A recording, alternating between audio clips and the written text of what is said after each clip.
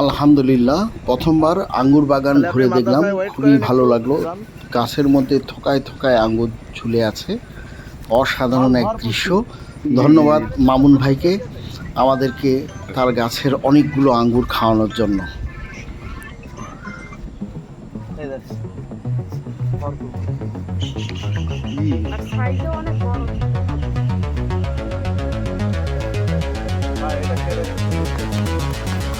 টাটকা আঙ্গুর,